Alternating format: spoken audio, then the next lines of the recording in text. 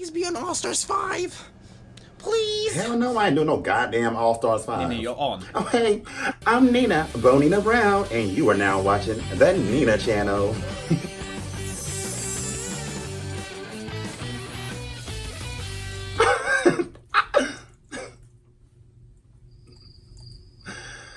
Oh, I hate my life.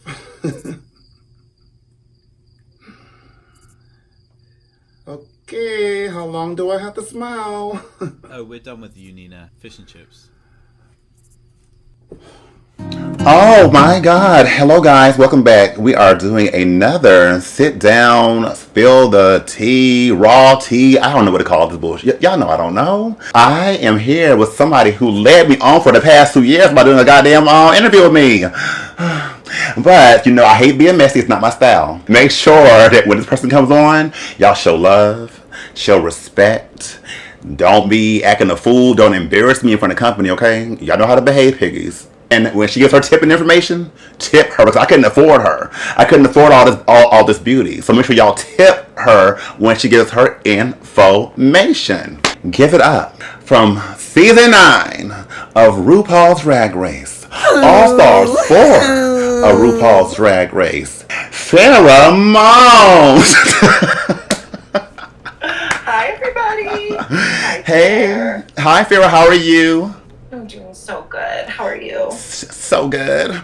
I think I asked you on the phone, do you prefer Farrah? Do you prefer Cammy? Because Cammy is her fish name, honey, her woman name. Doesn't matter. I love the Drag Race fans calling me Farrah. I don't need them in my photo comments calling me Cammy. Okay. Be like that.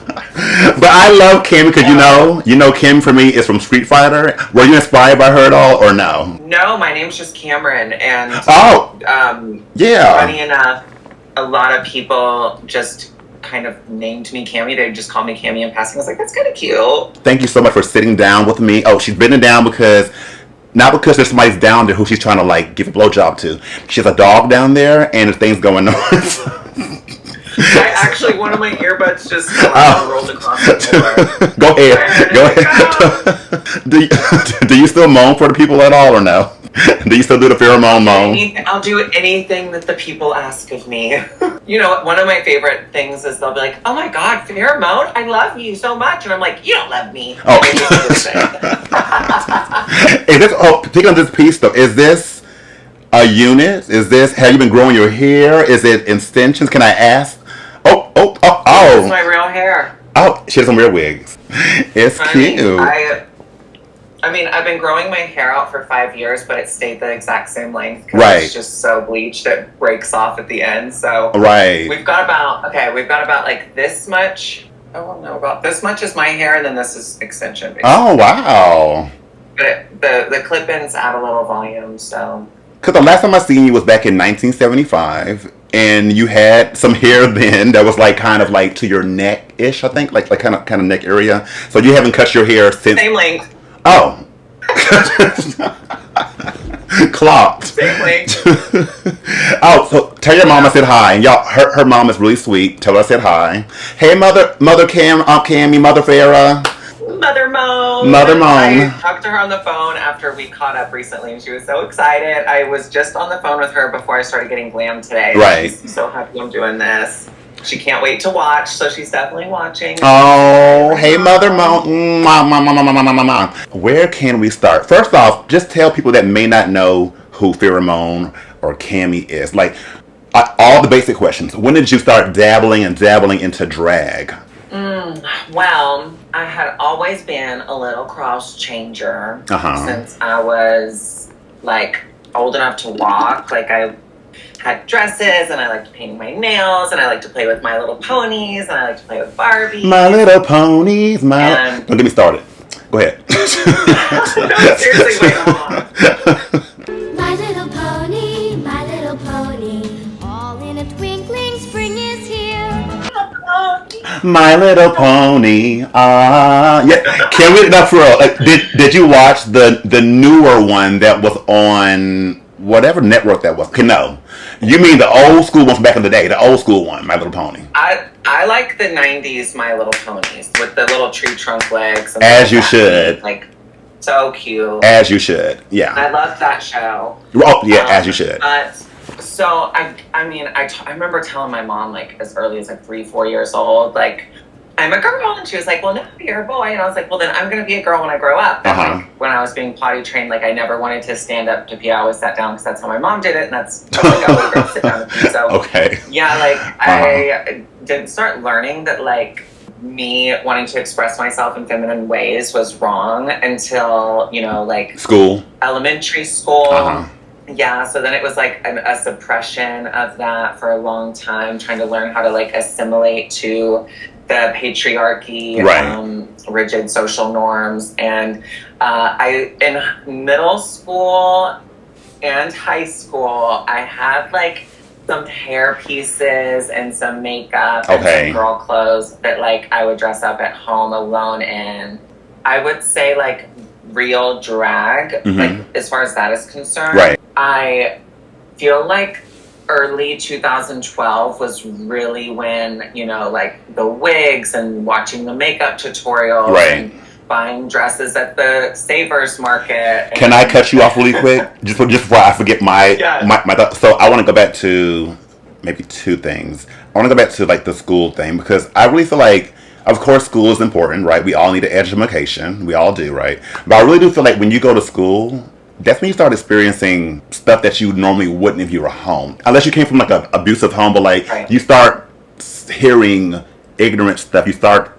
People start bullying you. Like, it's horrible, because, like, you don't, at home you feel a little safe, but then when you go to school, that's when the real life hits you and all the people's opinions and stuff, and then it can kind of mold you and change you in how you perceive stuff as a child. And so, yeah. Well, right, because the innocence of childhood, you know, you don't understand the social norms. You don't understand, you know, the rigid, like, boys do this or girls do this or whatever.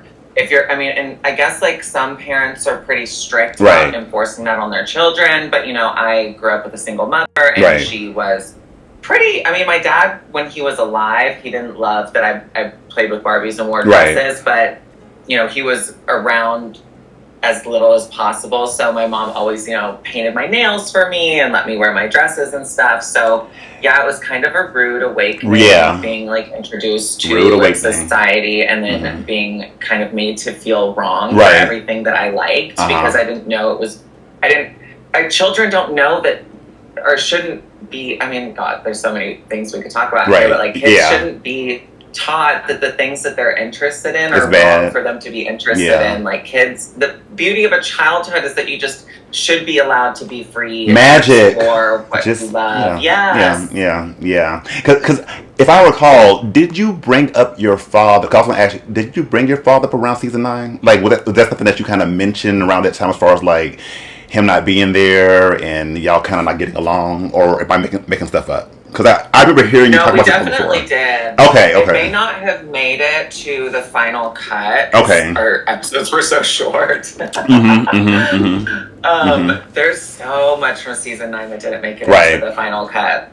So, but basically, your father was in your life for how long? Was he in your life, as far as you can remember? So he passed away when I was 4. Okay. And you already knew at that time, sorry, but you already knew at that time that he had an issue with you being a little more feminine. You kind of already knew at that age. Oh, yeah. Wow. Okay, at 4 years old. Okay. There's, like, a story that my mom loves to tell because she just thinks it's so funny. And I kind of vaguely remember it. Like, it's weird that I do. Maybe because she's enforced this story for so long in my life that I, like, feel like I remember it. But there was one time he took me and my brother to Toys R Us. And I really wanted these Barbies. And he was very much like, no son of mine is going to have a Barbie. And I just threw the biggest fit. I threw myself on the ground in the Toys R Us. I screamed and I cried and I screamed and I cried, and I was going to get this Barbie no matter what. And he finally got the Barbies. He did get it for you. Okay. So he did. He did. What was the price for it though? Like when you got home, he said, "Never again." Like, or did he just like what was the cost of you getting those Barbies? Like what was the price when you got home? We should ask my mom. Okay. I must have been 3 or 4 years old. Okay, so. okay. God, even when his parents would come to town, they would hide My Little Ponies and My Little Pony VHSs. Oh, okay. And so it was like hard to even have a relationship with those grandparents because the whole time they'd be in town, I'd be looking around the house right. with My Little Ponies, like, where are they? Are they still alive now? No, thank God. Oh. We're going to edit that part out. Y'all didn't hear that. So go No, they passed on. They're looking up at us. Oh, shut up. No, they're not. They're looking down at us. She's JK, y'all. And I think he might have had some sexuality. I mean, I don't know. I have my theories, but I do have a theory that, like, because he was so, like, homophobic, you know how those people are. That maybe, you know, just maybe he had a little sugar. Could have been in the tank just a little bit. So you mentioned you had a brother. I didn't know. Oh, I don't remember. So, like, I'm assuming your brother shares the same mother and father. Correct. Okay, and how was your brother, does he accept you? Oh, yeah. Oh, okay. He's really cool. He's military, so, like... Oh, wow, okay. I bet he's you... really, really smart. Like, he's really educated and smart, and, yeah, he's super cool. I wonder if he ever showed his military homeboys you, and they're like, oh, my God, who's that blonde babe? He has. You ever had any? Especially like when season 9 was airing, he loved to like pull the switcheroo on his friends. Like, do you think she's hot? And right. They'd be like, yeah, and you'd be like, that's my brother. It's kind of less inappropriate, but I know, but I live. That's how it should be. Well, you know what? Regardless of what happened with your father and stuff, you know, at least you had a strong mother who was there to take care of both of y'all, you know, and make you become the woman that you are today. So, okay, we made it past that depressing part. Depression choose us. Buckle up, the whole rest of my life. Right. Same. So when you mentioned that you started drag and then you started doing all the makeup and all that around 2000, I think you said 16, right? Or 12? 12. My first drag performance was, I think, around August or September of 2012.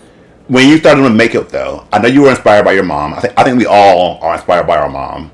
Were you also around the time with like Jeffree Stars and stuff like that, or like were you inspired by Christina Aguilera? You know, like who? Name 3 females, you know, or you know that you can think off your head that inspires you. Oh my God! Well, Christina Aguilera, obviously, but then also Christina Applegate. Which I is see funny, it. Like 2 Christinas. Like Christina Applegate was like, I thought she was the most beautiful. Like, I just loved her. Like.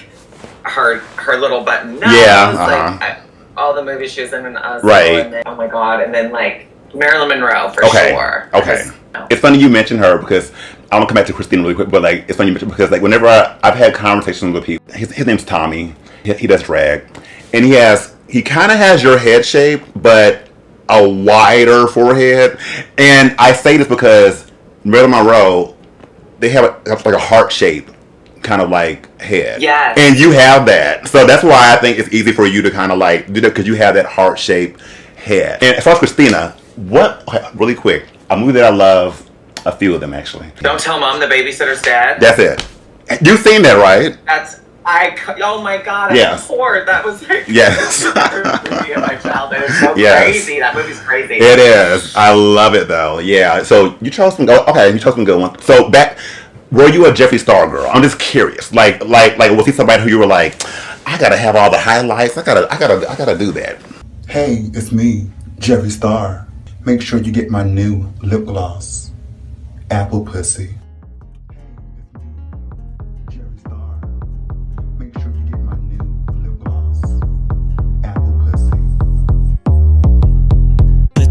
Pussy tastes like candy, wanna taste a bite of apple pussy. Pussy tastes like chocolate, wanna taste a bite of apple pussy. Pussy tastes like turkey, wanna taste a bite of apple pussy. Pussy tastes like tuna, wanna taste a bite of apple pussy. Apple pussy.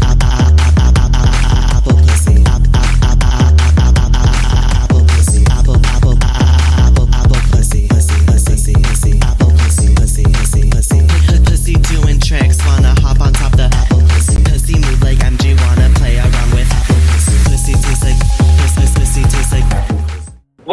you have to remember, like, I was in the scene kid subculture of MySpace Right. back in the 2000s, and Jeffree Star was, like, the most famous Right. scene kid in the MySpace era. So, yeah, like, I grew up knowing who he was. I mean, I famously lost my virginity at a Jeffree Star and Breathe Carolina show when I was 14, and How do you remember these things? I'm just saying. it was April 20th, 2008. Some things you never forget. Yeah, like when Jeffree Star came out with the makeup line, I was very intrigued by it. Just because he had been known for makeup for so long, and I figured, okay, yeah, this will probably be a good, like, well-formulated product. You know, I was on the Jeffree Star PR for a while, and I actually have him blocked on everything now. Oh my God. Blocked. I have his cosmetic line blocked too. I do not want him lurking me at all. Do not trust him. I've had him blocked since 2018. Okay. Because I was gonna say, like, I'm surprised I never saw you, like, as a model, like, back then, like, you know, for his product, whatever, like, with the highlights and all that.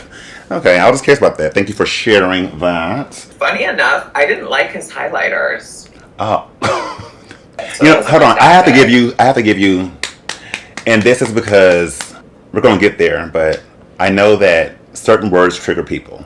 And I'm surprised the word highlighter doesn't trigger you.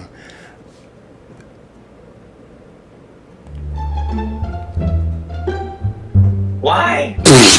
I love highlighter. Because of what happened on... For the first time in my life told me I wore too much highlighter. Because of what happened on All Stars.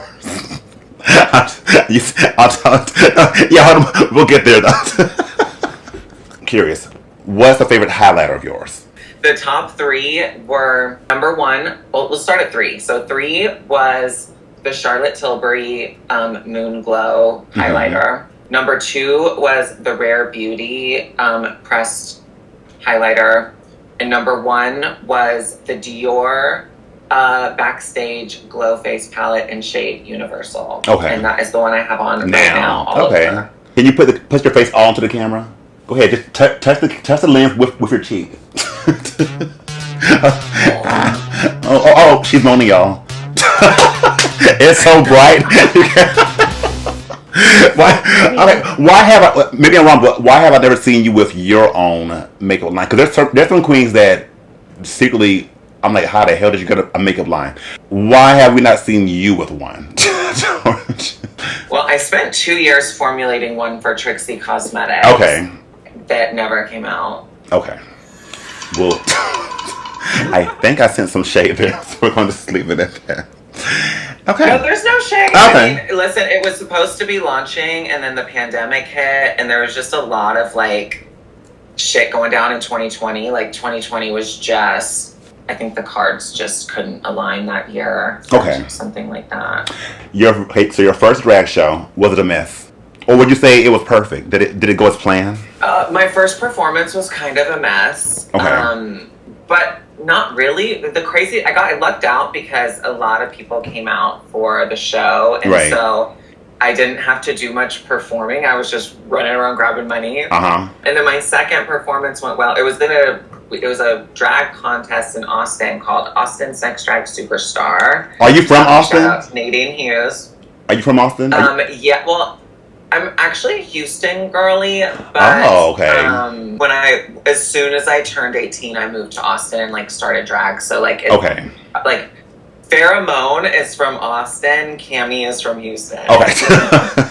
Did Drag Race have anything to do with inspiring you to want to get in drag? Well, I Drag Race definitely opened my eyes to the fact that it wasn't like wrong for me to want to dress up as a woman. Okay. Because you have to think, like, I was in Texas, like, I when I first started, like, sort of cross-dressing around my friends, I had a friend that literally told me, like, if you don't take that wig off and that dress off, I'm not bringing you with me to the party. And so with Drag Race, it was very much like, I don't think I saw the show and I was immediately like, oh my God, I want to be a Drag Race girl, but I was like, oh my God, like, what I'm doing is cool, and I'm just around a bunch of idiots that don't see the vision. Right. They're just really closed-minded. And so, yeah, I think at that point, I think only a couple of seasons had been out, maybe 3. So, around season 3. Okay. I remember by the time season 4 came out, I was really invested in the show and like watching every episode as it was airing. And then like by the end of season 5, I was like, wait, I think I would kind of want to do this one day. For sure. Because in my mind, somebody gotta be the messy one. I feel like nowadays, the girls that they get on the show, most of them are just, and I guess nothing's wrong with it, but most of them are on there just because they watch Drag Race and just because they are trying to get famous versus drag was like a passion or like a love. Like they're doing it just to get on TV. But I feel like those earlier seasons were girls who were hungry for it and who were like really like drag queens, in my opinion. Does that sound... Well, and nowadays the show's been, it's almost been 10 years since we filmed season 9, Miss Thing. Oh, Lord. Like the kids now, like the 22-year-olds that are getting on the show now were 12 when we did season 9. Mm-hmm. So like they literally, their whole childhoods have been Drag Race, if that's what they're into. And so, yeah, they probably started prepping for that shit when they were, 15 years old. Right.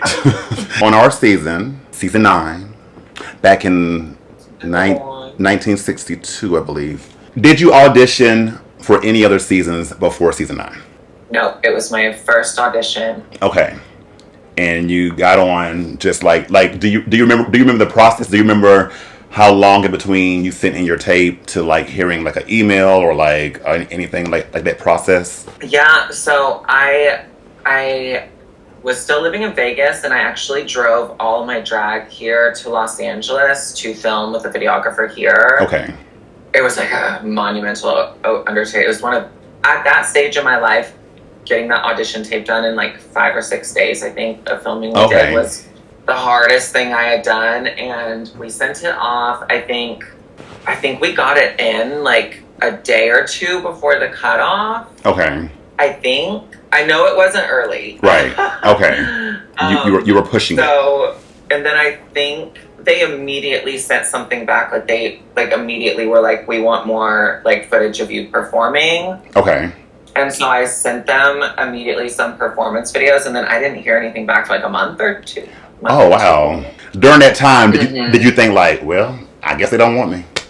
Well, I actually was pretty delusional about it. And I was like, well, maybe I wasn't delusional in hindsight, but I was like, oh, I'm on. Okay. Delusion. Did something for me, I'm on. And I was like, I remember watching the view count on the Vimeo. Right. Yep.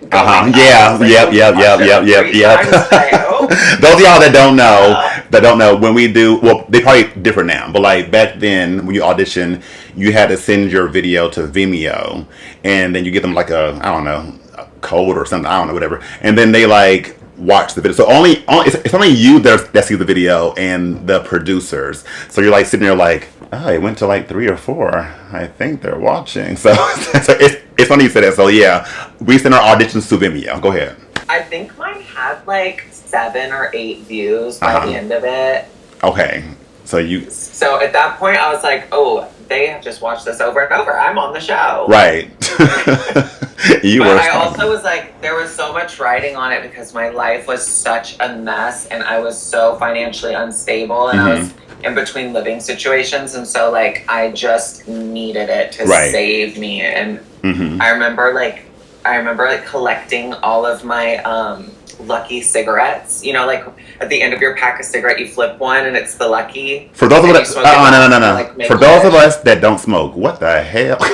What is a Lucky cigarette, girl? It's usually the cigarette you wish, please don't give me lung cancer. I wish to never get lung cancer, but I from 20 packs of cigarettes, I saved each Lucky cigarette, and then I had 20 Lucky cigarettes, and then for a week or so, all I smoked was the Lucky cigarettes, and I made the wish I'm gonna be on season 9. I'm gonna be on season 9 with every cigarette, and then here we are. Maybe it worked. What would you say was your stronger moments in the audition video? Like, would it have been the looks? Would it have been Snatch Game? Would it have been the acting challenge?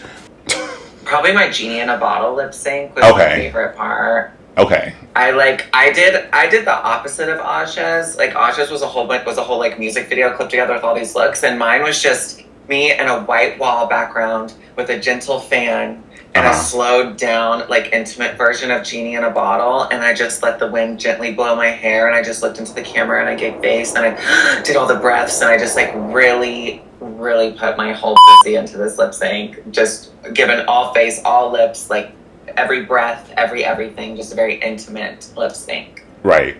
When they called you though, did you have any self-doubt? Was there any like, uh-oh, it's actually happened, I'm actually not ready? I told them no, because at the time I had my stuff stored in different friends' garages. I was staying with this guy that I just started dating, and he didn't even have his own place. He was living with a friend of his, so like then I just felt like even less like I belonged in this house. And I had no money, I had no resources, I didn't know what I was going to do, and I was like, I don't know how I'm going to come up with all these looks, like there's just no way I can do this. And I'm actually so glad that I was just like, you know what, just say yes, and if in 15 days you're not able to pull this package together, then you can just go home first, but at least you didn't give up, you know? Didn't you also, because I recall me and you had I think it was you, had an issue with the luggage, and they had to reimburse you.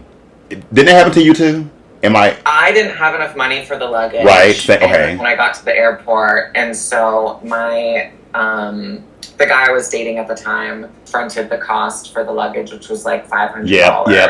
Yes. And then... And I needed them to reimburse them because he had no money. Yeah, same happened to me. No, same happened to me. My mom and them had to use a card, whatever, but I think everybody else had it easily, but for some reason they reimbursed it. Several of the other girls also like ran out of money by the time it was, because they didn't, at least back then, they didn't give us the money for the luggage. We were expected to just have enough money and then get reimbursed. But like we had, like, which is just so funny because like, bitch, we just spent every dollar we had on your little show to get a little Emmy.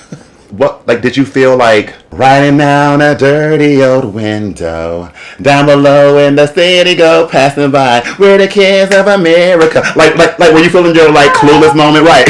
Like were you feeling that dream, or was it, or did it still not hit yet? Oh no, I was. I remember my last phone call was to my mom, and I was in the little smoking gambling section in the Vegas airport. Right. I actually kept a diary while I was at season 9, so all of this is like really fresh in my memory because I reread that diary on my stream. When I landed in LA and I had all my suitcases, I was waiting at the passenger pickup area for the assistant to like get the van to fill up with luggage. And tell me why I ran into Sasha Colby, who I had met several times before this, and she was like, girl, what are you doing in LA? And why do you have all this luggage? She's clocking your team. She was clocking you. I was like panicked, and I was like, oh, I'm doing this gay wedding. This like really big gay wedding, and they wanted me to have all these looks. I don't know, so weird. And she was like, "Oh, girl, okay, that's." She lives in LA. She was like, "That checks out." She was like, a cigarette. I was like, "Yeah." So we have a cigarette, and I'm so like anxious, and I look over and I see the PA, and I'm like, "Code red, like someone I know's here." And so they're texting me, and they're like, "Just act natural, and like don't tell them anything, but like we'll come and intercept you as soon as she walks away." Mm-hmm. I didn't see anybody. Like, so I know that our season was the only season where we got the car ride with RuPaul. So, Farrah Moan, do you know how to drive? No. Yes, we were only season who had to sit next to her while she was driving back. Like, did they tell us that before we got there, or did we find that out when we were there? Do you recall? I remember them telling us like the night before. Okay. tomorrow you're going to get in your entrance look and you're going to be riding with RuPaul, and then you'll be walking into the workroom the next day. Yeah, we had to do our entrance look twice. RuPaul car ride was pretty cool. We're pretty lucky we got to do that. I feel like I'm gonna toot my own horn. I don't care. I think I had the best car ride, RuPaul. I said what I said. I had the best car ride, and I hit that camera. I surely did. Do it. Oh shit. I hit the camera on the ground. This corset, honey. Yeah. Do you remember, like, were you nervous, like, when you got in the car? Were you like, oh my god, like, was it like a weird feeling? Like, did it feel natural? Like, was it vibing? Like, what? Mine was going so good until the car started malfunctioning and beeping incessantly, and we had to pull over, go back to the hotel, have them do some kind of repair to the car to make it stop beeping, and then start over. Oh my! And while that was happening, Rue was like trying to get me to, like, he was jokingly trying to get me to drive, and I thought he was being serious. Like, I didn't know how to drive at the time. I still don't know how to drive. Well, I'm gonna pull the car over and I'm gonna let you drive right now. Are you ready? I don't have a driver's license. So that threw my nerves for a loop a little bit. Like, I was so, like, ready to just charm the pants off of RuPaul and whatever, but then, like, the car beeping incessantly and Rue getting stressed out and thinking that I was like, is the car gonna explode? Am I about to die with RuPaul? Like, it was so weird. I never knew that. Thanks for sharing that. I would have never known. But that was cool that he was trying to make you feel comfortable. He was like, "You want to drive?" You know. So was Trixie in your back seat? The girls want to know. No. Okay. Because you remember that. It's like, I was like, was she in yours? See you in the workroom. Wow, Rue, these new queens are fantastic. I don't think she was in anybody's backseat. But I think they added all that in afterwards to make it seem like, you know, she was in the backseat the whole time with everybody. You said you feel that season 9 was really special because of I actually do think that, like, Rue and even, like, some of the producers and stuff, like, I think that they did have a little bit of a special interest in season 9 and the contestants of season 9. I just kind of do. I mean, did you have a painting of the number 9 in your hotel room? I just recently asked Sasha Velour this too, and she said that she can't remember what I the don't was like. And I was like, either. I drew a picture of everything that was on the wall in my hotel room in my season 9 diary. Do you have it now? So, like, do you have that picture? I want to see that. I had a framed photo of the number 9 in my hotel room, and I think everyone else did too, but I think people just don't remember. I wish. All I knew was that I didn't have a microwave and that they had to bring me a microwave, and they did. That's all I remember, that I needed a microwave, because you know that nasty food. Well, girl, maybe you live for it, but that nasty food that I had to get, and I need a microwave, my Chef Boyardee. I need my ramen noodles. I need to eat. So, girl, they got us, like, tender greens and I know this. Chipotle. Girl, that's the best food you can get in LA. Tender greens. I hated it. Disgusting. The WeHo gays love tender greens. They can have tender greens. I do too. Do you recall it being cold as hell? Or you don't get cold easy? My God, yes. It was freezing. It was freezing.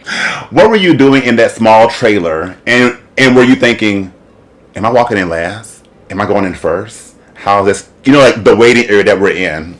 I had Maury on the TV. So it was a lot of, like, who's the father? I couldn't sit down because of the Dolce & Gabbana chain dress. I just remember while I was waiting for what felt like forever, I was taking a makeup brush, and the Anastasia Glow Kit, and I was just putting layers of it all over all the visible skin. I was reinforcing my shiny, like, boob contour. I was putting it all over the collarbones.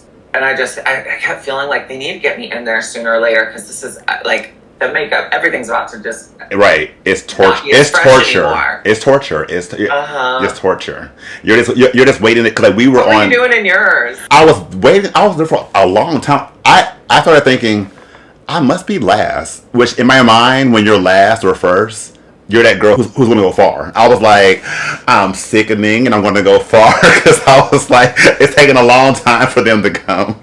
And then when they finally came, Daphne was like, oh my God, like, it's getting ready to happen. And then, like, they line you up behind, like, all the, like, you know, you know, the wiring and all that. You're waiting behind that thing, and you can kind of see a little bit in the workroom, a little bit. Were you thinking about what you were going to say, or you already knew what you were going to say, or did it hit you as soon as you turned that corner? I had something completely different planned for what I was going to say, and I can't even remember it now because I remember just like as soon as I walked in, I was so like it felt so trippy because the set looked just like how it did on TV. There was all those cameras like facing us when we walked in, and it like something took over, and I was like, it felt like I had teleported into a TV screen, and I was like, I don't know, it was real trippy, y'all. Yeah. Like, I don't know how else to describe it. So I forgot what I was going to say, and the only thing I said was like, so this is what it looks like, and people didn't get that. It's Christina Aguilera. So this is what it looks like. She's naked. Because I don't think it was meant to be gotten. Right. It's not what I meant to say. I just was like, so that wasn't planned. Oh God, this is what it looks like in person. Like, this is crazy. Hi, I'm Charlie. Charlie. What's your name? Farrah Moan. Farrah Moan. Were you nervous? Were you like, hey sisters, or were you like, oh my gosh, she's ugly? Like, I was so nervous that when Eureka told me her name and she said like the vacuum cleaner, I said, I've never vacuumed before. Yes. But I meant to say, I've never vacuumed with a Eureka before. But I've never vacuumed before. Well, I came to clean the house. the sentence ended, and I would just Drag Race fans thinking that they never vacuumed. You were starting your. Oh my God, this bitch has never vacuumed. You were starting your ditzy blonde trope of the show. You did that. It was weirdly authentic because the ditziness is what made me not finish that sentence correctly. I'm gonna name a name. I want you to give me something bad, but I know you're not because you want to be a miracle sweetheart. But I want to get one good thing and one bad thing. Cynthia Lee Fontaine. Okay, good thing. Such a good personality and so sweet and so supportive. Do you want to give a bad? Bad thing, I don't live for the word cuckoo. Oh. I don't live for cuckoo. How do you think she's done on this past season? Oh, I'm so happy for her. I know. Yeah, I know. What about you? I plead the fifth. Okay, Cynthia is so. I was gonna ask you because I feel like during our season, people did Cynthia wrong as far as the fan base. I feel like people just like didn't like her for some reason, and I'm like, and she was so sweet and nice from what I remember. Why are you doing that? Being sweet and nice isn't everything, and these Drag Race fans, they don't care how sweet and nice you are. If they don't think you're fierce, if they don't think you're hot, if they don't think you're like all that, they don't like your drag, they don't like you. They don't care how nice you are. Right. Yeah. They're very superficial, and we know that. Yeah. I'll say sweet and nice. You know, like a bad thing. It's probably from personal stuff, but I don't know. She got my nerve one time about something she said to me about something. I was like, "Girl, could we have a little personal thing?" So, hey, Peppermint, good and bad. Give me the bad first. There's something bad about Peppermint, girl. Yeah, give me the bad first, girl. What's the bad about Peppermint, girl? Come on now, come on. You got it. I hated her naughty nighty look. Okay. I hated it. It might be my least favorite look in all of Drag Race history. So good. Give me a good thing about Peppermint. A good thing, Peppermint is such an insanely incredible lip syncer, and she's such a beautiful person. She's so like wholesome and sweet and kind, and anytime I get to catch up with her, it's always such a lovely time, and I just adore her to the moon and back. And I'm not even just trying to sound like goody two shoes. I just really do like Peppermint a lot. She never mentioned being trans, right, on our season. Like it wasn't like a thing that she mentioned as far as like on camera. As far as like from what I remember. She did. She sat us all down and told us all on camera, and it made the cut of the season. Oh, go ahead. I think it was episode 3 or 4. Really? Okay. I don't remember. Yeah, there was like an opportunity for us to all talk about our like gender journeys, and after that conversation, and I just sat there and did my makeup. Right. It's like, that's so funny. I don't need these girls to clock me right now. Why didn't I remember that? Give me something. Hey, just a judge. Something good about Carson. Something bad. Oh my God, I think Carson Kressley is like one of my favorite judges. He's so funny. Okay. And so random, and his like references and the things and the ways in which he like thinks of to compare the girls' looks to is just so fucking random and funny. Bad thing about Carson. Is it that many? He's like, where do I start? No, I guess I just don't know him well enough and I never really thought of anything bad about him while we were there. So I'm like trying to like grasp at straws for something. Okay, I mean, if you don't have one, you don't have one for him. Oh, I could. I could not have one. Yeah. If you can't think of nothing genuinely, then it's fine. Sasha Velour. Okay. Sasha Velour, good and bad. Okay, so good. She has always been an incredible sister. I have some of the best memories of her from the season 9 tour, and I truly believe that her finale lip sync altered the timeline for all of time, and I do believe that in 100 years, little queer kids will still be discovering that video of that lip sync. That's her bad thing. Is there a look of hers I didn't like? Any quirks, any things she does? She farts too much. She farts too much. God, I don't know that I've ever had a bad experience with Sasha. Okay. Ever. Okay, that's fair. We'll leave it at that. Aja, good and bad. Oh my God. Okay, so we'll start with the bad. Aja can't keep a secret. Okay. Not to say it's a bad thing, per se. Mm-hmm. But it's kind of a bad thing. Yeah. And that's fine. That's fine. But the thing is that she is like literally such a loyal friend, and she is so like she really does have her if she sees you as a close friend, she'll have your back forever. I remember the moment she actually came out to me on the Christmas tour in 2017.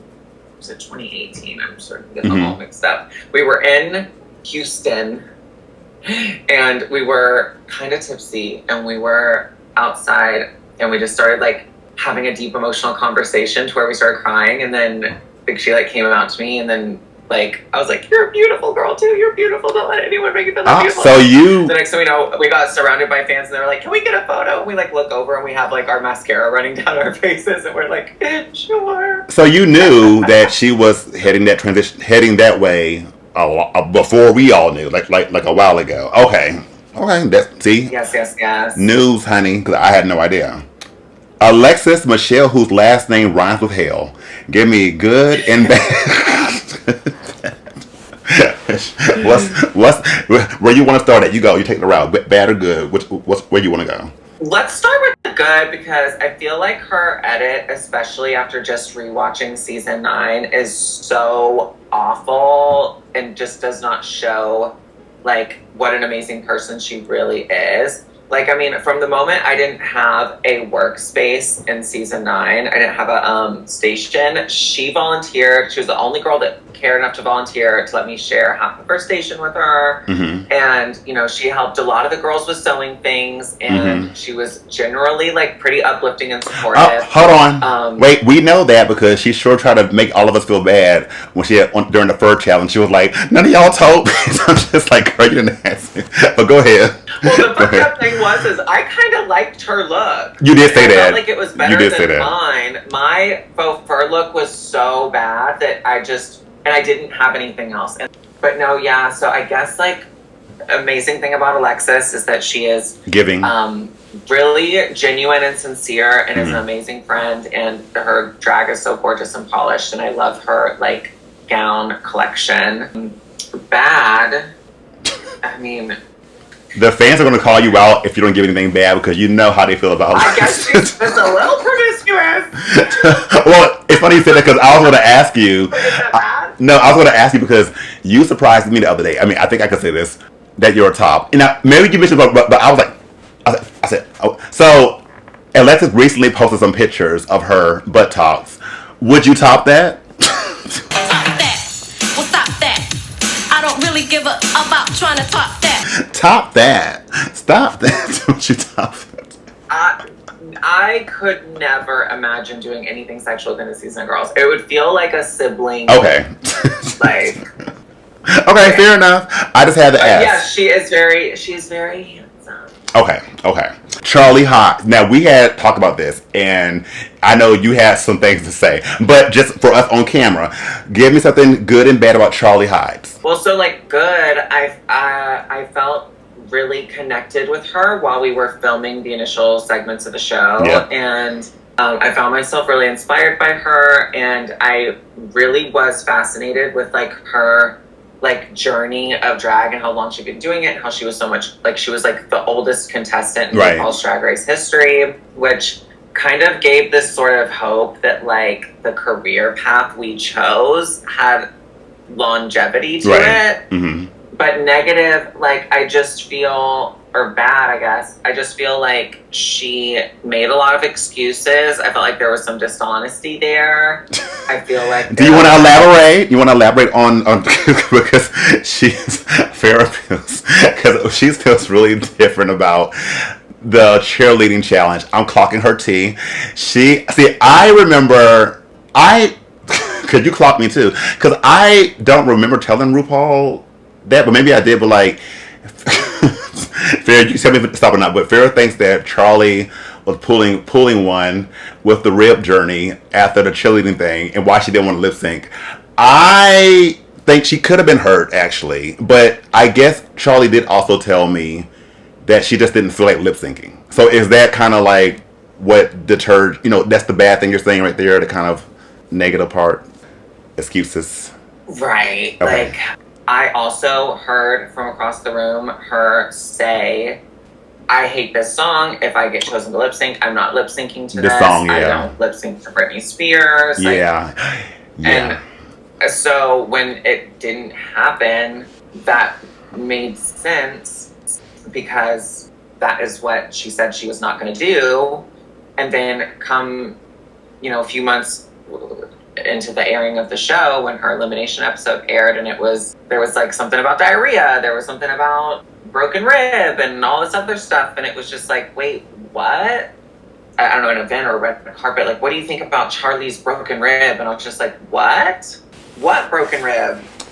Charlie, either way, we both love you. I know I love you, and I am surprised you have not been a judge or a guest judge on the UK, because they have a lot of girls who are judging from Drag Race who probably shouldn't be a judge. I'm saying that. And so we still are glad you're alive and breathing. And yes, Charlie, if you are watching this, does she watch this? Does Charlie? She may. You never know. Who's actually watching but never says anything. You never know. Charlie, if you find yourself watching this, I would love to catch up. It's been a long time. Yeah, it's been a long time. Yeah. I'm sorry that I have not been a sister and have not reached out. Oh.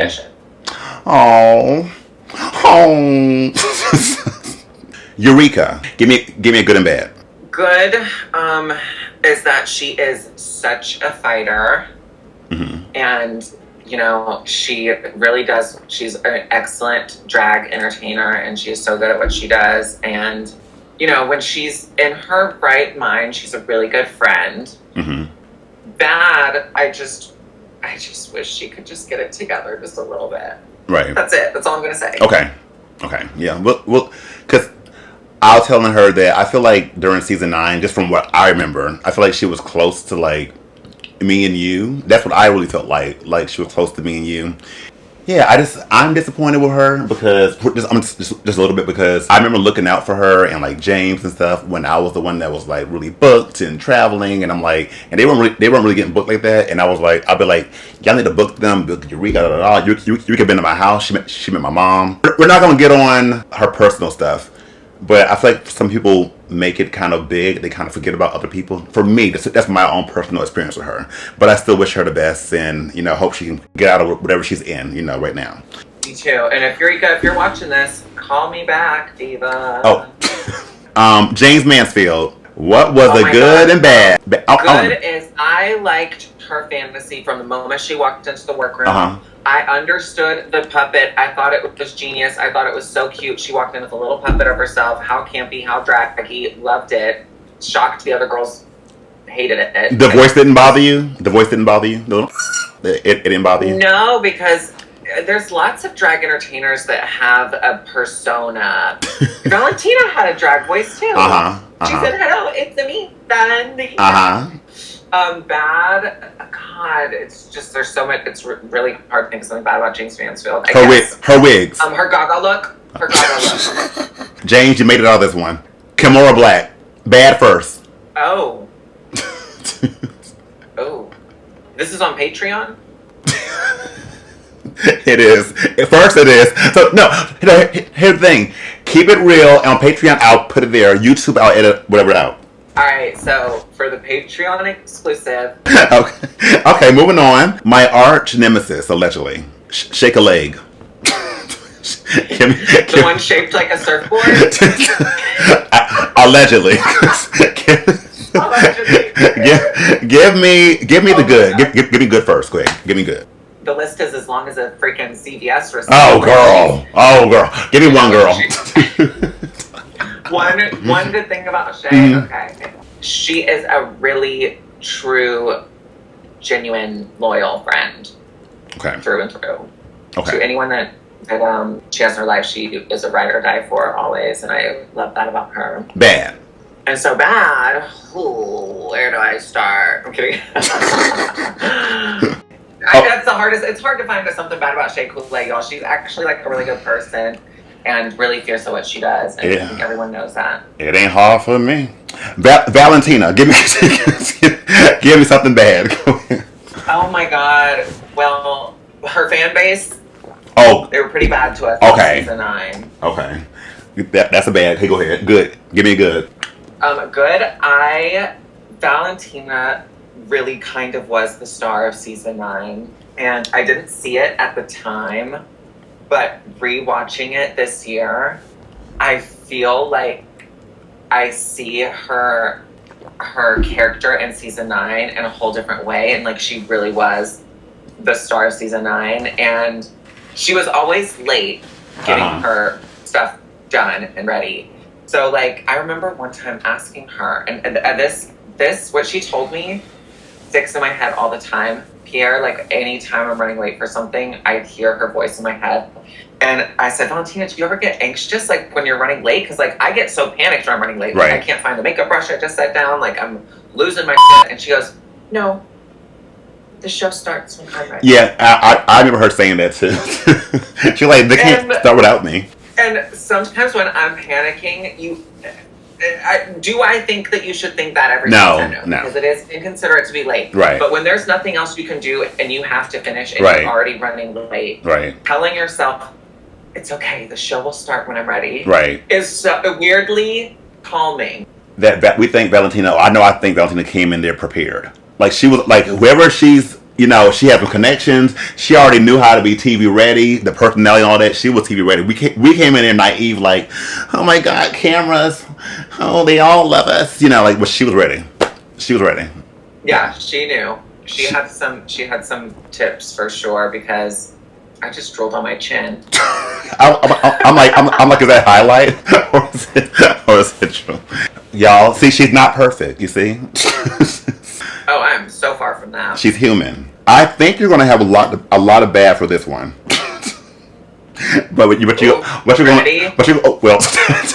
Trinity Taylor, good. Give me her. She's a liar. She's a compulsive liar. She's neurotically obsessed with her image to the point where she will lie and cheat and twist truths all day to protect her image.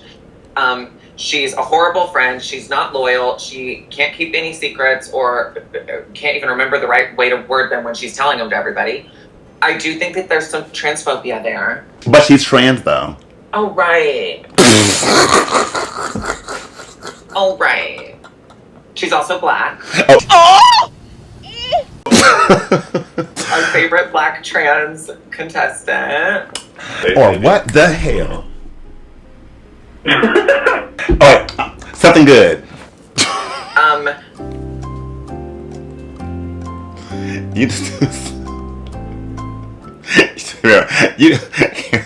You know there's something good though.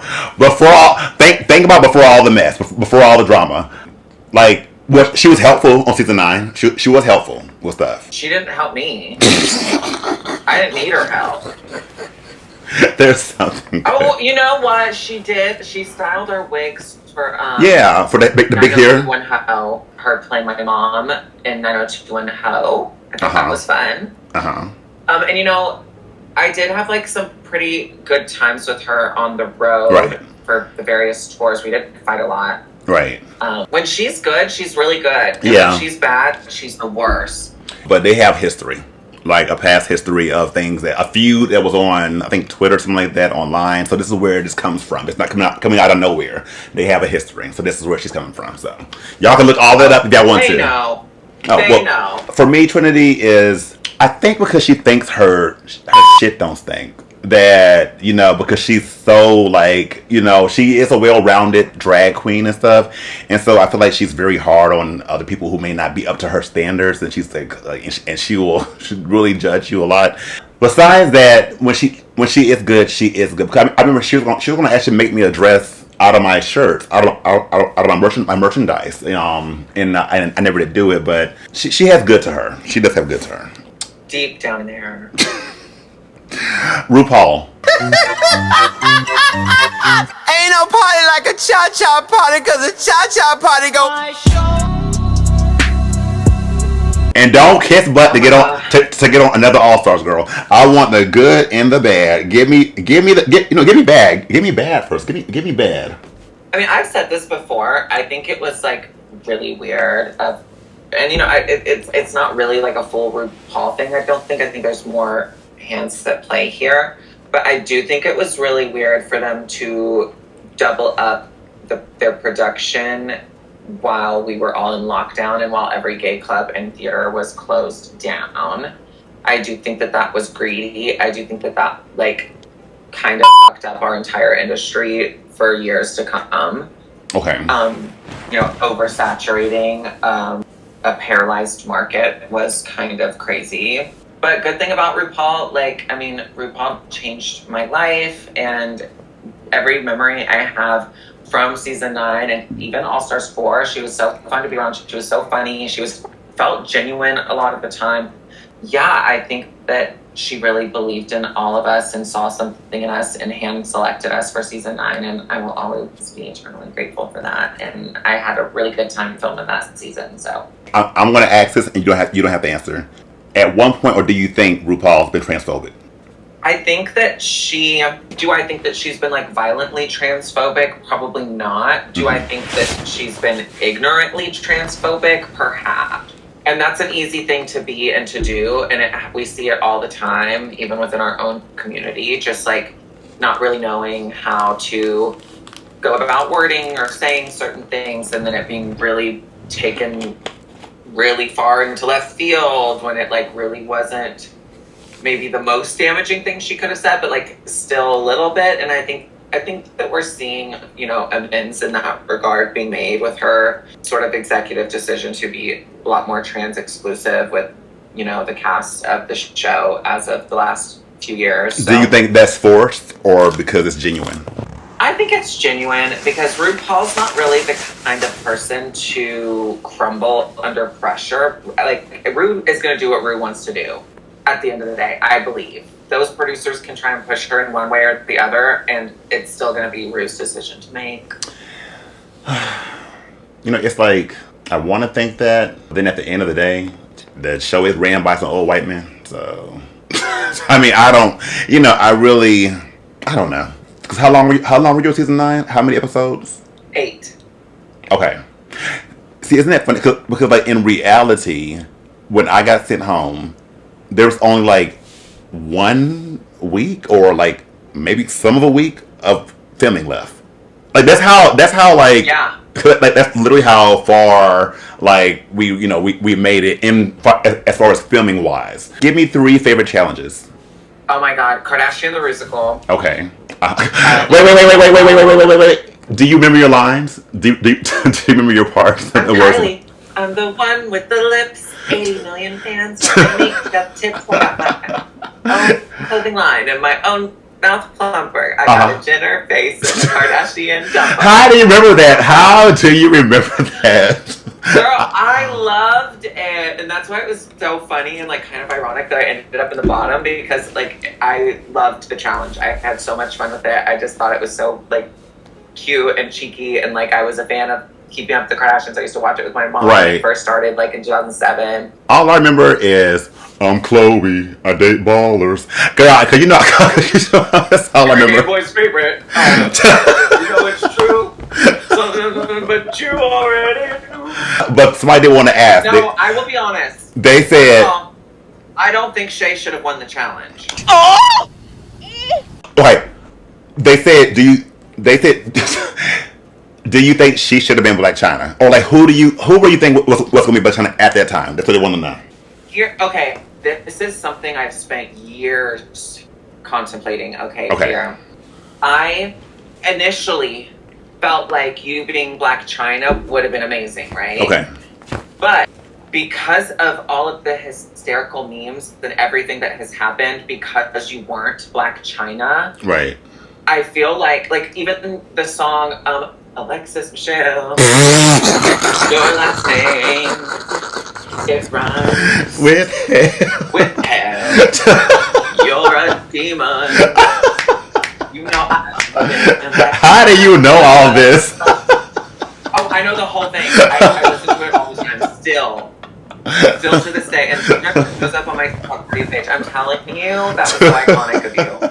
And so I feel like because like I was just on a fucking YouTube, something was on my TikTok thing about season 9, my For You page today about season 9.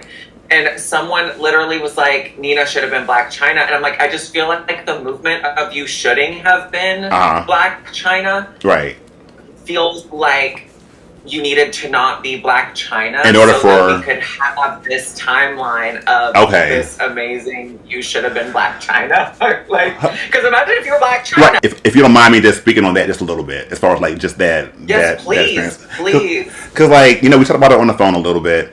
I don't recall me being for me, I don't recall me being as whiny as they tried to make me be. Like me just being like, I should have been Black China. And during the whole Todrick. It's true. Yeah, and then during the whole Todrick thing, when Todrick was asking me like, it felt like somebody was in his ear and was like trying to like pressure him into asking me like, are you okay? You okay? And I'm just like, got you.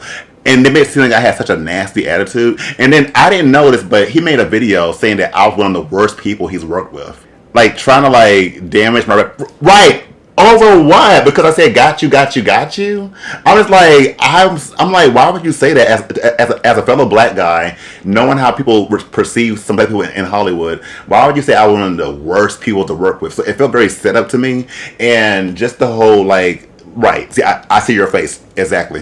And just like the whole Black China thing, like, I really thought I should have been her, but that's just because Shay, she didn't do the body and all that. I was all about that. And I only prepared for that, which is probably my fault. But I think also me verbally being out loud to Alexis, girl, Black China. I think the producers saw that because I told you, I'm not stupid, girl. I literally seen, what do they call? Yeah, the story producers. They came and got They came and got Alexis when she was doing her list. They called her to the back. She came back with her list magically done, and then all of a sudden it was like, Shay has Black China. I'm like, and I think they did that just to try to get some like TV and drama and stuff. And what if you had got her and then they, I don't know, decided to throw you in the bottom or something? Right. Yeah. I'm not saying like, yeah. You wanted it so bad. Right. A unrealistic expectation of how your performance should be for it. You know what I mean? Like, yeah. I mean, like I don't know how it would have went, but I just feel like that did damage my my thoughts of them in the show, because like then I really got into my head of like, y'all playing games, y'all trying to make TV. I get it now. So that's what happened. But anyway, do you think Eureka should have been the baby? The Northwest, the afro and the metal futuristic Indian headdress. Alright, so that was your one challenge. Give me another challenge that you enjoyed out of the season. 90210. Of course. Oh, now that episode, when I kind of watched it a little bit, I'm gonna lie, you got on my nerve because you were like, bitch, y'all swear you were like, Nina, don't get her. I was like, you. I said, She can't get her lines right, and our smoothies are melting. Our milkshakes are melting because Nina keeps messing up her lines. No, Cameron, I swear to you. I swear I knew every damn line, a word. Maybe they didn't like how I was saying it, but I knew every damn word. No, oh, go ahead. Your line, "Where are the cool people at in this school?" Right. was weirdly written. Like, thank you. Weird. Thank you.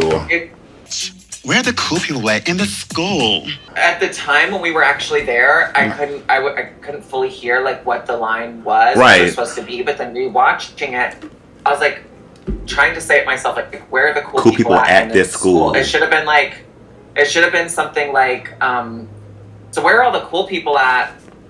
Or like, yeah, something like that. Yeah, no, I get what you're saying. Yeah, same. Because I was just like, where are the like it just. It was badly written. Where are the cool people at this school? No. And then it was a weird sentence. Yes, so where are the cool people at this school? I don't think they need to say. I don't think it needed in this school. In this school. I think we were in a school, right? So it could have just been like, where are the popular cool kids? Yeah, thank you. You know what I mean? Yeah, and you know, and then she sent me a picture because you guys, if you want to share it, but Farrah had put on some she went to Popeyes, girl. She had put on a couple of pounds, and she'll send me a picture of her sitting on my arch other nemesis, long face Tori Spelling. I'm sorry, I'm still over her, and I'm over Jenny because Peppermint can probably tell you when I was standing there and I was saying the line, they kept asking me. I tell you, she had to squeeze my hand because I was getting ready to curse them out. I was like, Where are the cool people at? Where are the cool people in this school? Where are the cool people at this school? They made it seem like I was like speaking in Ebonics. I was like, girl, are you just bitch?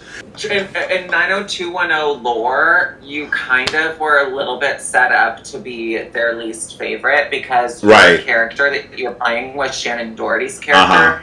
And they all ganged up on Shannon Doherty and got her fired from the show. Right. Yeah. So, did you know that? Yeah, I remember hearing that. Yes. Yeah, poor Shannon, I know. Rest in peace, Shannon. Shannon, rest in peace. Shannon Doherty is like one of my biggest idols. I have on the cover up. I'm a huge Shannon Doherty fan. Third challenge that I really loved was the news anchor challenge. I like that challenge too. I do. What was your least favorite challenge? The princess one. Okay, so I remember being in the back and them cackling at Sasha or somebody. They were just cackling. I'm just like, and me watching the show, I'm just like, was it?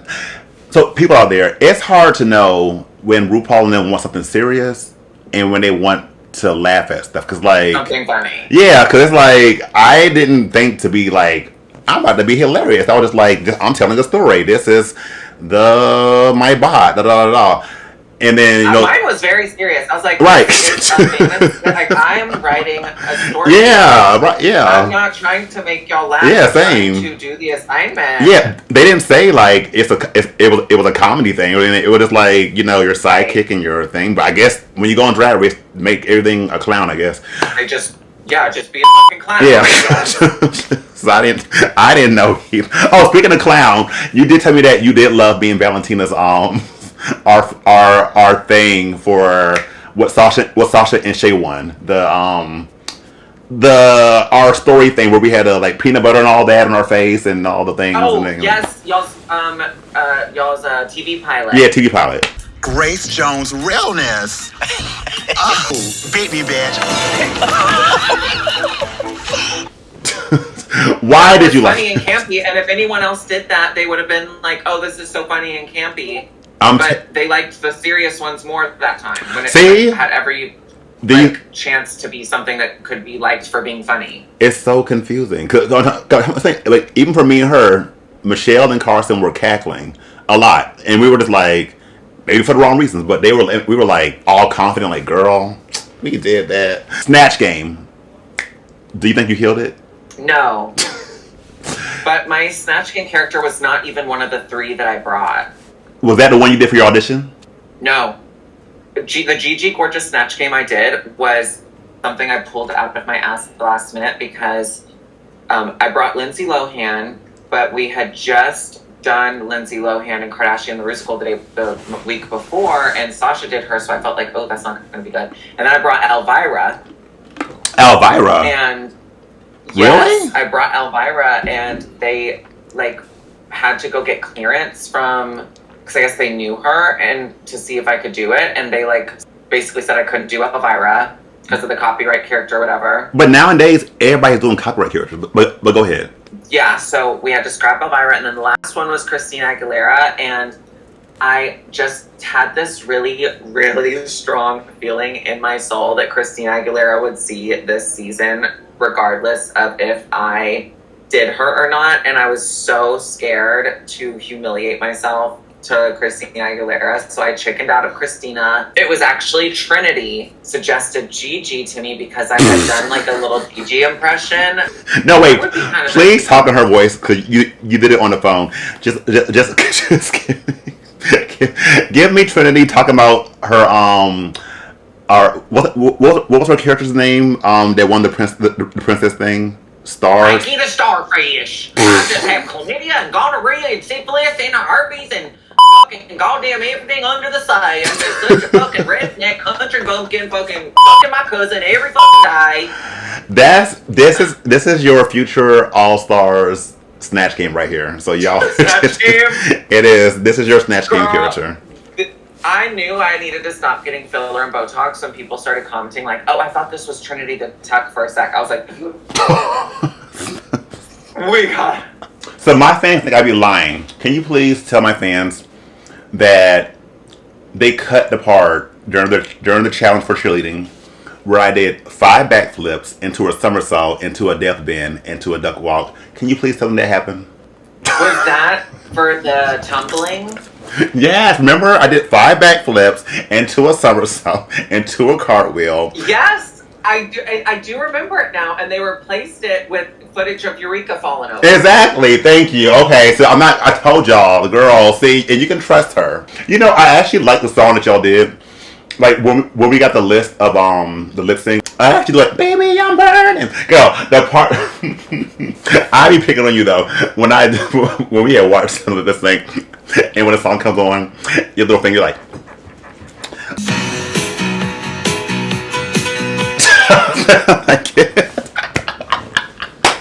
Did you? I was like trying to do something campier. At that point, I was wearing unbroken in Louboutins all day, and this is where I should have listened to Lady Gaga when she told me to ask for forgiveness and not for permission, because of course I asked the producers, can I switch my shoes before I do the lip sync? And they're like, no, you can't do that. Uh-huh. And everyone else just switched their shoes without saying anything right. in production. I know I did. I did. Yeah, I did. So I was trapped in those shoes that we had been standing in all day, and I was like, there's just no hope for me. Oh, no. To get through this. I tell people, I really believe I'm going to call it.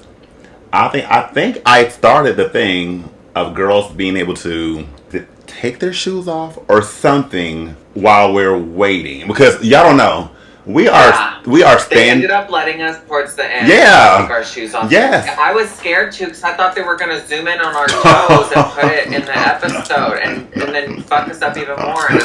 No, y'all. We're so swollen the whole time. We are standing. We're like big little. We're standing on stage for every judge to critique each individual person, and it takes forever. They said, we promise we won't zoom in on your feet. And I was like, you swear? And they were like, yes, we swear. And I was like, okay. Y'all have, it's painful. It is. If you could have lip sync to one of the songs that were on the list, what would you have wanted to lip sync to? Holding Out for a Hero, I really wanted I would have done. Because this is a fun little lore. So when I first moved to Vegas, I was like really into like a fitness journey and whatever. And so this was just, 6 months before season 9. And I had developed this like 6-minute workout that I would do to Bonnie Tyler, Holding Out for a Hero, where it was just a power workout. So I would do like these little leg lifts like this, and I'd do air bicycles one way, and then we air bicycles the other way. Then we get on our side and like lift a leg up like this, and it's to that hectic ass song. And then I would do like these little numbers. I go, Y'all are getting free porn here. Free porn. And y'all do all of those like things to that song, and you don't stop. You do repetitions of 10, then switch legs. Repetitions of 10, switch legs. You will be so sore the next day from a 6-minute workout, I'm telling you. And it was Holding Out for a Hero. So naturally, I had heard that song over and over because I was doing that Holding Out for a Hero workout. If y'all want to see me and Farrah, you know, I do a Barbie workout video. I do a cowboy. Y'all want to see us work out together doing a Barbie workout? Let me know. We should. No, I'm serious. Like, I'm actually dead serious. But also on that list, I don't remember, but it was we're moving on up to the east side. Remember? And that didn't get you. I'm like, was that for a challenge, or was that for a lip sync? It never. It was a lip sync, but it wasn't ever used. No. Yeah. And like a 1-minute song. What's her name? Kathy? What her name? She came in and she asked us what were we wearing for the pageant, for the ball. You were there because she asked us, and then we had to show them what we were going to wear.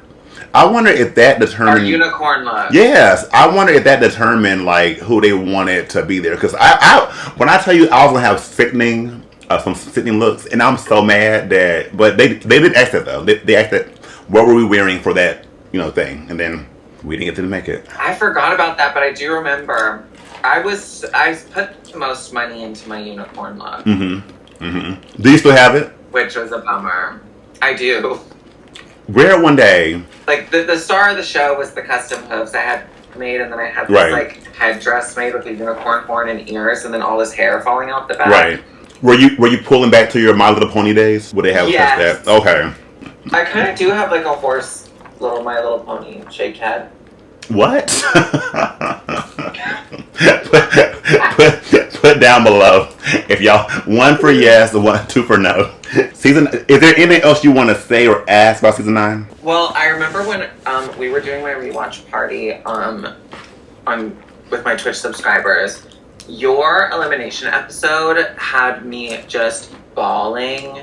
It was just an emotional episode in general because like y'all were making over the crew, which we had all become so like close with throughout the filming, and like then it ended up being like you and Shay lip syncing for each other, and there had kind of been this sort of like tension where like you didn't really think Shay was being super like I guess genuine with right, and Shay was feeling like she was genuine, and it was like this sort of like friendship as a viewer that I was hoping was going to solidify, even though I already knew how it will happen, and I whatever, but like, rewatching it, I was kind of putting my head in the mind of a viewer, and so it was already just kind of like a oh shit moment. They're lip syncing against each other, but then like it cuts to like y'all's crew members that y'all made up like crying as they're watching y'all lip sync, and then Rupaul said Nina Bonina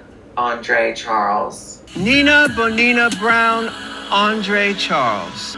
Baby, you are part of my family now. Lies! I was just like, see, did that hit you in the moment? Well, even you saying that, and don't get mad at me or take me wrong saying this, I have a hard time believing that's how you felt. Because in my mind, I felt like y'all probably like, she's gone. The negative girl is gone. The negative girl and everything. So like in my mind, I think that the people were celebrating. Like I was like, I know I'm gonna turn the corner. They're gonna be popping balloons and everything.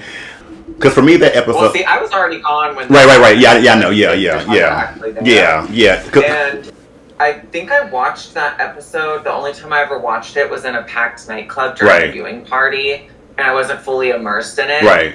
And me watching it now, all these years later, I just had a different perspective because one, I've lived some life since I was 22. Right. Like, I've seen how dark my mind could get. And in watching you on season 9, you never, this is the crazy part. Like anytime you told the other girls that you were feeling like bad about something or you weren't feeling super confident about something, it was because they asked you how you felt. Exactly. How did you feel about this challenge? Exactly. The only thing that you're guilty of was giving a true, honest, real, honest answer. Right. And I think it was the other girls that sort of felt that their job needed to be to comfort you, but you never asked them once to make you feel better. Right. You never asked them once to comfort you. That was something that they kind of took on, and I think that isn't necessarily a bad thing per se, because there was some empathy there, but I think that also it wasn't what you asked for or what you needed. You needed a safe place to be able to express how you were feeling without it bothering everyone. They answered the question they asked you. Yeah. If anything, you were like one of the realest girls on the season. Cam, for real. I want to say for real, like, because it kind of made me feel a little chill, like thank you. Like you said, you had to go through life and experience things and see, because like I was believing like this whole inner saboteur thing, which we all have our inner doubts, our inner thoughts, and we all have that. Like everybody has that. But people made me realize that they were kind of gaslighting me. I'm just like, I see things. Like I said with the whole Alexis thing. I'm sorry, I see things, and then it's hard to like ignore it and be like, it didn't happen, and then I'm going to think about all these things, and they, like I said, they would ask me, and then I would answer the question. There was an issue. They got mad at me when I felt bad for sending somebody home, or I felt bad about them going home. They're like, "Oh, you should be happy." I'm like, but I'm not happy. Like I don't like it's not nothing to be happy about. But then I found myself as a viewer being like, "What do they want her to say?" They literally would ask you, how do you feel about like sending so and so home, and you're like, it doesn't feel good, and they're like, wow, right? So right. She goes being negative again. She's being negative again. Thank you for saying that. It's like really bonded with Valentina, and then next thing you know, like that happened. That could not have felt good. Yes, it didn't feel good. Especially like it didn't even almost probably feel fair, because she didn't even know the words, so you just trampled right on her. I genuinely feel in my heart that even if she knew the words, and there's no shade, I would send her home.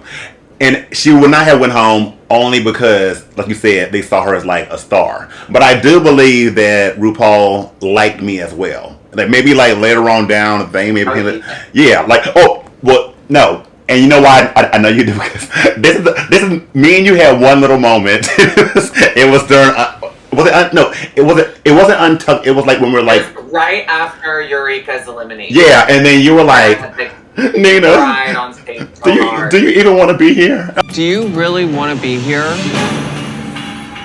I'm like, bitch, I just wanted to go, excuse you, like, yes, I want to be here. The hell, like I just, so that was our only, that was me and you's only thing. That altercation really speaks to the mindset and the life experience the minimal life experience that I had up to that point, because when I was there, I was perceiving your pessimism as ungrateful for the opportunity or whatever, and that you weren't really fully in it. Whereas as a almost 32-year-old woman that has experienced, some really devastating periods of my life since then, I looked at it as genuinely we're just having a really like authentic experience, wording how you were feeling about things in the moment, and being vulnerable with what you were feeling insecure about, and being genuinely really real. And you were going through Drag Race in a depression. Like you weren't happy with where you were in your life at that stage. You had auditioned so many times and felt like you hadn't gotten on, and then you finally get on and you felt like you didn't have enough to really be prepared for the experience. You were trying to like basically make looks out of paper while you were there. Like you were under a lot of pressure, a lot of stress. You really wanted to change the way your living situation. You didn't want to be living with your parents. Like there was a lot on your shoulders that I didn't see at the time. No, and that's fine. And I really do wonder if there is like fans out there that rewatch season 9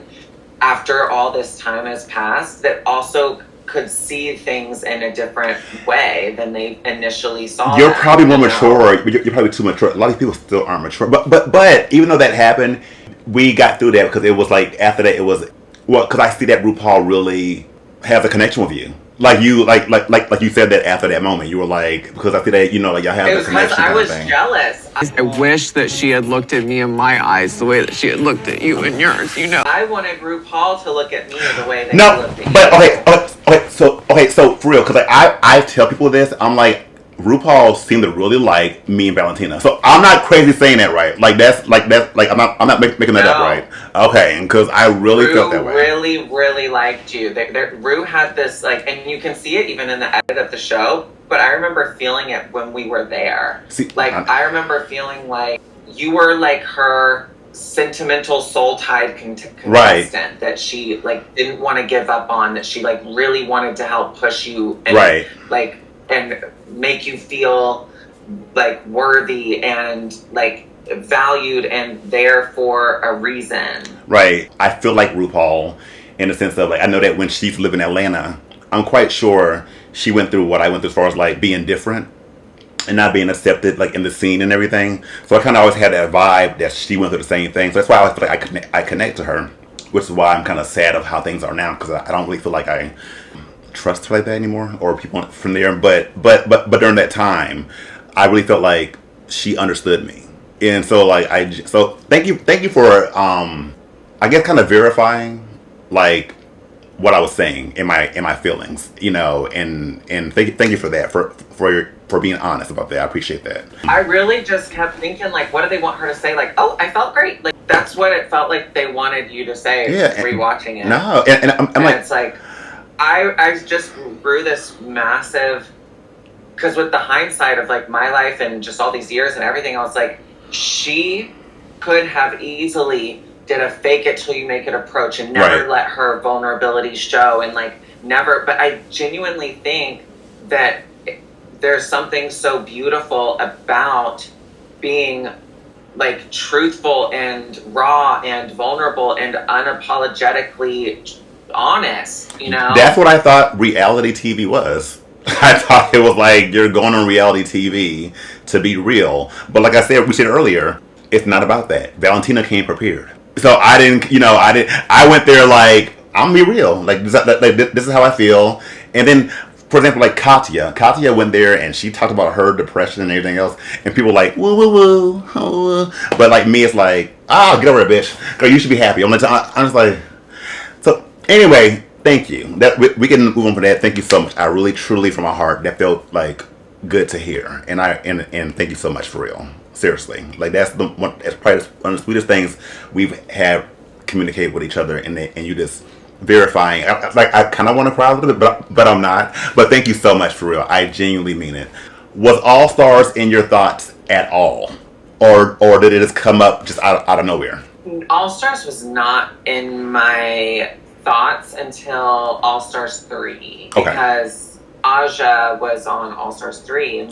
Yeah, she was. Yeah, and she had such a good redemption arc on there, and I was just like, ooh, that might be fun to do. Okay, wait, but why do you think? Sorry, why do you think you needed a redemption arc? Because like, I mean, is it because like the perceived as being a crybaby? Was it because of what happened with you and Valentina during Untucked? Like, or like? No, I just felt embarrassed about how bad at Drag Race I was on season 9. Like, but you weren't that bad. I felt like no, you weren't that bad. Looking at it now, I realized I was just really neurotic back then and like very much a perfectionist. And like looking at it as a 32-year-old, looking at a 22-year-old doing those things, I'm like, oh, she did pretty good. Like, she's not the worst. Yeah, you know. Yeah. But I think at that time, I wanted so badly to be recognized as like a true force in the drag industry, and I felt like with more money and more all this, I had worked and performed so much and done so much drag since season 9. I was like, oh well, of course, like. I could probably do a lot better on an All-Star season. And, I got asked and I was like, oh my God, well, duh, sure. So, okay, so just to rehash, okay, so everybody y'all know the whole not Untucked reunion, Farrah, Valentina, You know, they had a little, you don't love me, you know, the whole little issue, whatever.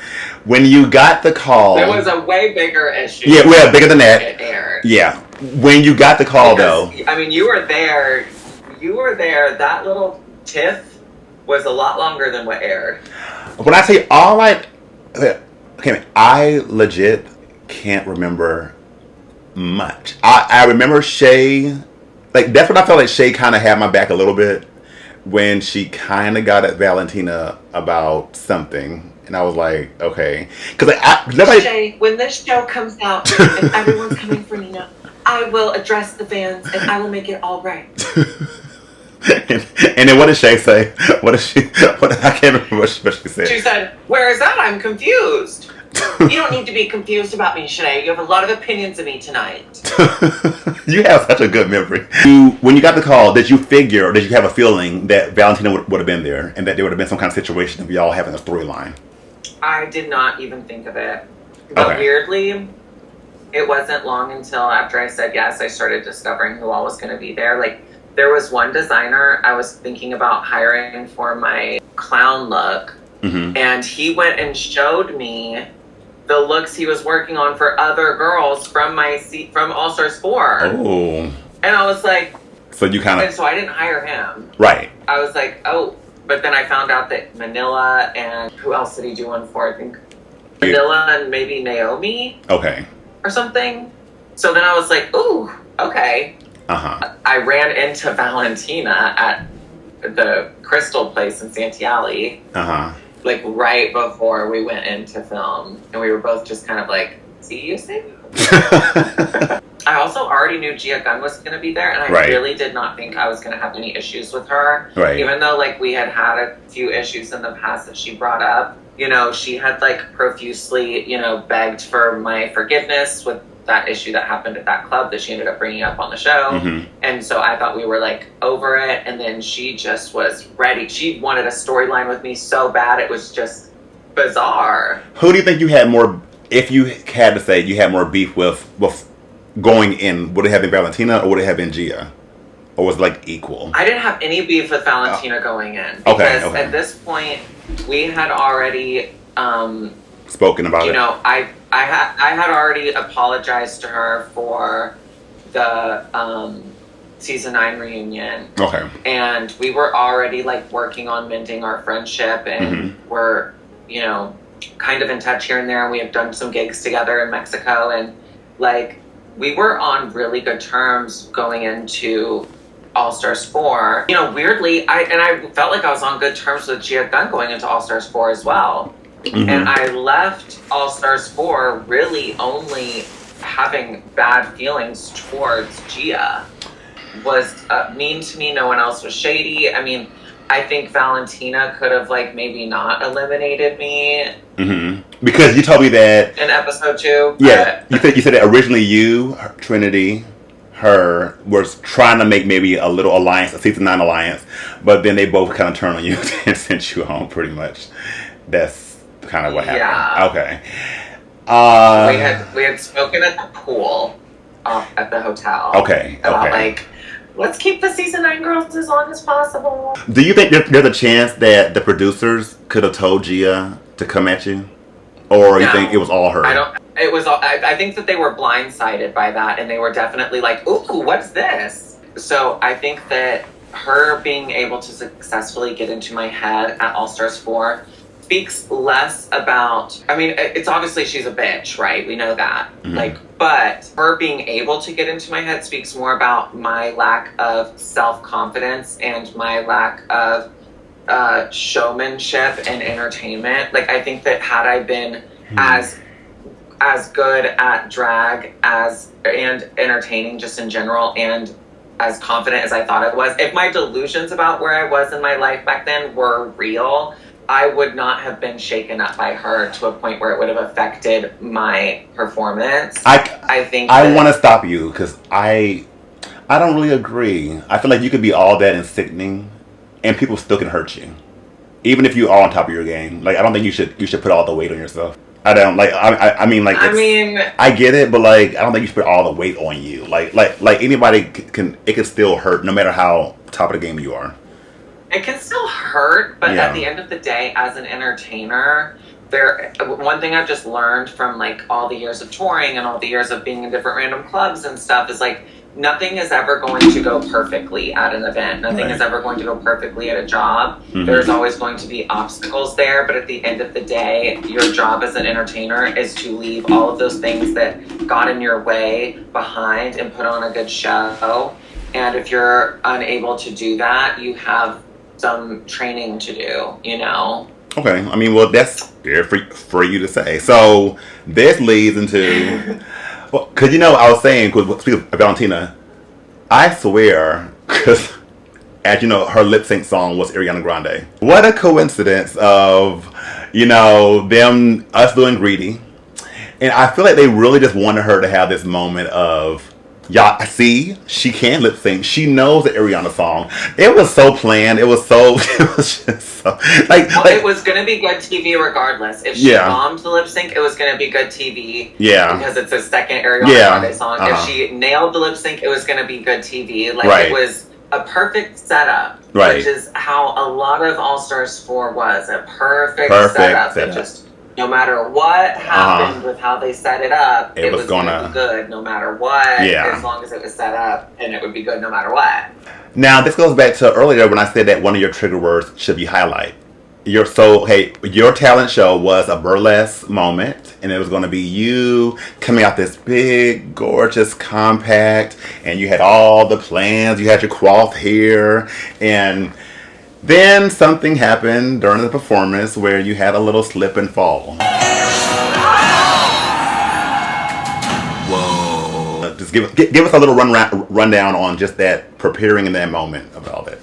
Well, God, I've talked about the fall so much. I know. People think I'm obsessed with the fall, but like it's really like it happened. I've always wanted to have a big prop. Like I used to dream. At one point when I lived in Vegas, I had hit up this prop maker to get a quote on a giant perfume bottle that had like an atomizer puff that was like life size, so that when I would stomp on it, glitter could come out. Oh yeah. And so I was always like kind of enamored with burlesque and like big props, but then I was thinking like, wait. Since my like brand kind of became really like highlighter-y, like let's do a giant highlighter compact, because it's a pretty common thing to have makeup compact props in the burlesque and cabaret world. They've been done before. They hadn't been done in like a while. Yeah, and I knew that my drag mother's friend had a giant makeup compact prop that was sitting in their garage for like 20 years. Because everybody has a random big compact in their garage. I mean, like it's normal. And then the sunset colors, I don't know. Some of the fans might have noticed, and you might have noticed, but like there was a theme sort of to all of my looks for my All Stars package, where they were sunset colors. It was either pastel sunset colors or sunset. Okay. I kind of wanted a story, like a color story, to be sort of ingrained and enveloped into my All Stars package. So yeah, for it to all kind of fall apart on national TV was like really psychologically damaging. Yeah, I think you told me that something that they had a fan blowing. Whatever you took off was supposed to fall over the stage, but then it blew back on the stage on the floor, and then it kind of threw you off, and then that's what made you slip. Yes. Okay. Well, the thing was, basically, whoever was before me had a powerful fan that they wanted so their hair would blow. Right. And they didn't turn the fan off before I came on. So when I took the dress off and threw it forward, I was already turning and walking away, and the dress kind of blew back into my line, like where I would be stepping. Where even if I didn't make it all the way over the stage, the dress, it would have still been at the front of the stage and out of my line of where I had rehearsed to walk back, like from each side. So it was just in my path, and I had gotten so many critiques, like from Gaga in season 9, where I was like, don't look down. Right. When you're not, you need to make eye contact. So I'm making eye contact with I think I was literally looking straight into Rupaul's soul when I slipped and fell. Is your soul? when you fell though, I remember her face going, I remember it. And I remember hearing the whole live audience gasp. I got examined by the medic, and then everyone else performed. My props were not in the right spot when I went out there for the second number. But I still think that take would have been a good take. Right. There's been girls like Willem that have said on their little podcasts with their insider tea that the fall take was the better take. Okay. Because I bombed the second number so bad, which is just so stupid. If I bombed so bad, they could have still aired me bombing so bad. But like, that's the thing. It was a viral moment. It got everyone talking about the show. Right. It made me the #1 trending topic on Twitter for like a day. It was a wise business decision for them in terms of monetization and views and ad revenue to have something really gaggy like that make the cut. And I just happen to be the sacrificial lamb. And I have to make my peace with it. And I'm at peace with it. I guess it's safe to say you enjoyed doing season 9 more than All Stars 4, for sure. Correct. Okay. Do you trust the company still, or just all of them, to go to another All Stars? I would absolutely go back again. I mean, things are just so different now. Like, the new format is so different. I've got a therapist now that I'm really, really comfortable with. And, like, I'm in my 30s, you know? I mean, I have learned a lot of lessons. Even like financial lessons, I feel like I'd be able to handle my finances so much better with another like run of Drag Race. But like, I've also come to learn that it's not me expecting them to care about me or my well-being was an Achilles tendon of mine that was bound to get slashed. There's not a reality show on the planet where they truly care about what's best for above what's best for the show. Yeah. It's just about going into it, understanding that the show comes first. Because you already know what, so you're saying that basically you already know what to expect. Right. Did you go back? No. I mean, like I was, because there's people that think that You should. No, but I'm going to explain why for me. Remember how back then they used to have, people used to make those videos of who all should be on All Stars? Like, I used to be, like, on those lists a lot. Like, and Peppermint, stuff like that. And because of how damaged I feel from them and the fan base, I'm at the point where I don't think I would trust anybody. Like, if they thought I was paranoid before, now I'm not. Because, and I know, I wish I could be like you and be like, I'm not going to let them affect, like, how I feel. I'm going for myself, you know. I can't, because I feel like they truly haven't shown me that they have any interest or care for me as a person. But they don't do that they might do it here and there, but like at the end of the day, like I said, they're in any TV show, every single reality TV show on the planet, their only concern is the show and making the show money and getting the show viewers. Right. So like I said, us caring about us, needing them to care about us as people was an Achilles tendon that was bound to get sliced. No, I know, but for me, it's a little deeper, because I feel like they allow people to have this perception of me. They even themselves seem to believe that perception about this whole transphobic thing. Okay, there goes Miko. You're going to show him before. That's Miko right there. Hey, Miko. Hey. Oh. He's like, Mommy, are you almost done? I feel like they kind of just let the whole thing with like, God making all that. You know, we'll get to that. And they kind of just went with that, and they just haven't really been like trying to show me that they actually have my back. They, even like when they used to do the birthdays, they stopped on my birthday. When they did the Black Lives Matter thing, they didn't even include me. I'm just like, and I'm somebody that really was like ahead of the time on season 9 doing things, especially as a black queen. And I just don't feel like they value me. So I wouldn't trust them. I feel like they would bring me there just for foolery. You know, just for foolery. Because they asked me for All Stars 5. You know, that I said they did.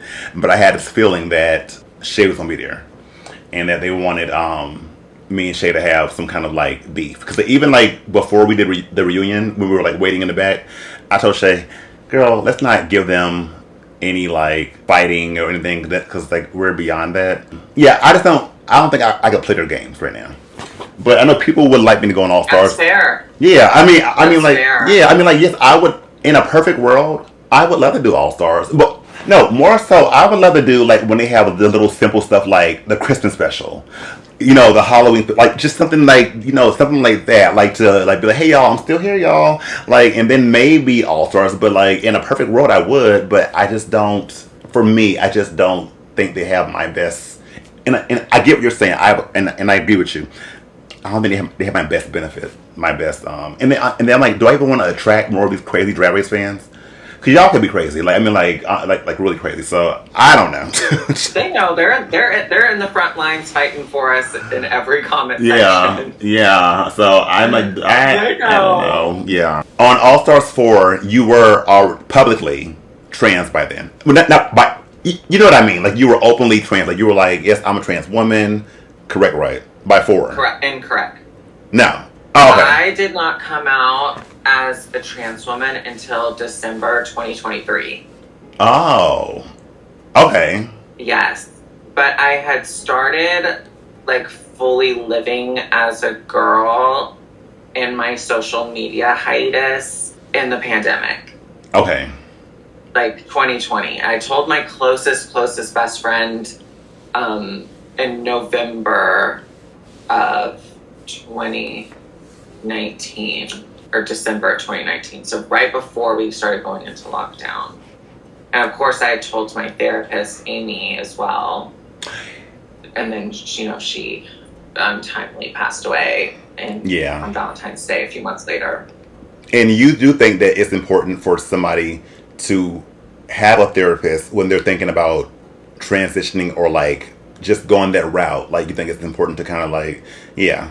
I think it's important for someone to have a therapist if you've ever experienced any kind of depression, if you've ever been through any kind of trauma, if you've ever, I mean, even just being queer in general, queer people have such a disadvantage in their childhoods because they're basically like, they don't get to be loved for who they are. Oftentimes queer kids have to hide who they are because their parents won't accept it or they won't love it or whatever. So yeah, I don't know, I'm a big proponent for therapy. I mean, but like especially for like transition stuff because like there's a lot of really permanent and risky procedures and different medical things that, you know, you want to try and be really sure about before you take the risk with them. What things will these surgeries, procedures, or hormones alter that will actually cure dysphoria and not insecurities that are derived from rigid patriarchal social beauty standards. You know what I mean? Like some people feel that they don't need therapy to know what's best for them. And I think that, you know, it is your life, Diva. No one is trying to tell you how to live your life. If that's what you really need to do, you have the freedom to do it for now. But I do think that there is a lot of wounds that we can work on in therapy. And you might find that your nose really isn't unfeminine. It's just that societal European beauty standards might make you feel that way. What is your definition of transphobic?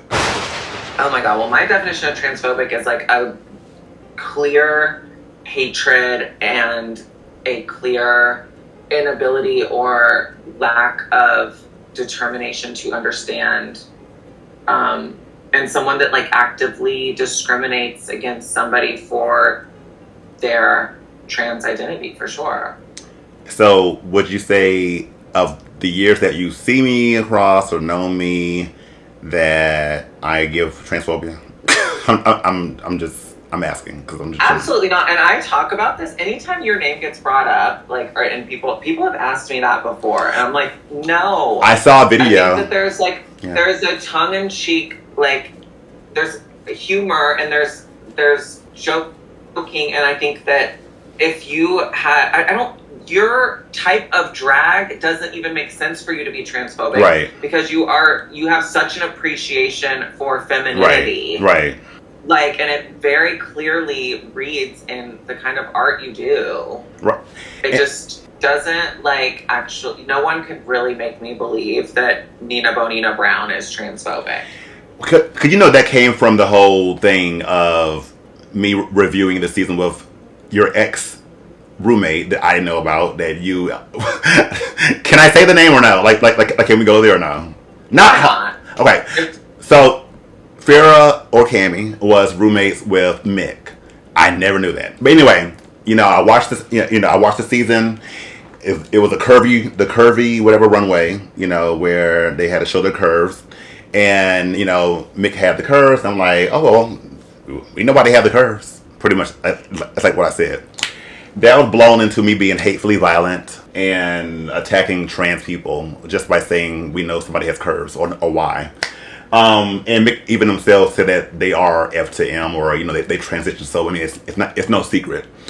So that's what started the whole thing about me being transphobic, is me saying that somebody has curves. That's why I had to ask you what your definition is, because and then Mick, here's the weird thing. I'm not really like mad at Mick in a weird way.